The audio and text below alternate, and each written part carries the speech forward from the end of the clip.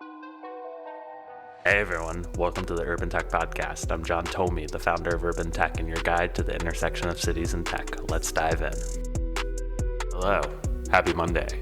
As I work to get the Urban Tech Podcast up and running, I'm really calling December our pilot phase. I'm really trying to figure out ways to give you all a chance to get a feel for the stories, analysis, and conversations you can expect from the podcast and how it's going to complement the newsletter. For today's second trailer for the podcast feed, I thought it would be useful to dedicate time to share my biggest takeaways from last week's DoorDash and Airbnb IPOs. It's a little bit more collective since I do think for years to come, these IPOs will be looked at in tandem because of the timing and industry focus. So let's get into it. Like pretty much anyone who was looking at these IPOs, probably the biggest takeaway that I had was with the actual results. Both of the IPOs performed incredibly well. DoorDash closed up 85% on its debut price, and Airbnb ended its first day of trading up more than 112%. In terms of the capital raised for both of the deals, both companies met their goals and even surpassed their expectations.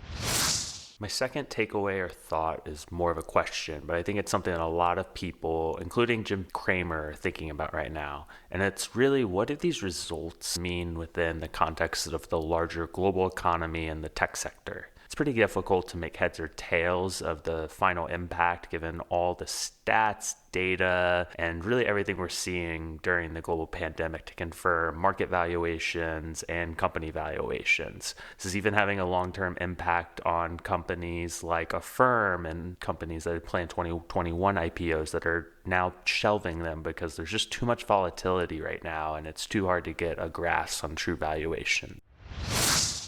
The third thought that I had coming out of both of the IPOs is what's the longer term impact of the policy questions that still loom around both of these companies and the entire sector that they're a part of. For Airbnb, the biggest policy questions it's faced in its history, the short-term rental and local clashes, have really taken a back burner during COVID and the situation. People just aren't as concerned about that question right now. It has other issues like security and the party house issues, and all of this will come back. It's not going away. So how is this going to impact that company's long-term future? And looking at DoorDash, the labor issues that face pretty much every gig economy company in this moment are going to continue, and obviously the labor wins in California and in other markets are looking optimistic right now, but it's going to be a longer term conversation.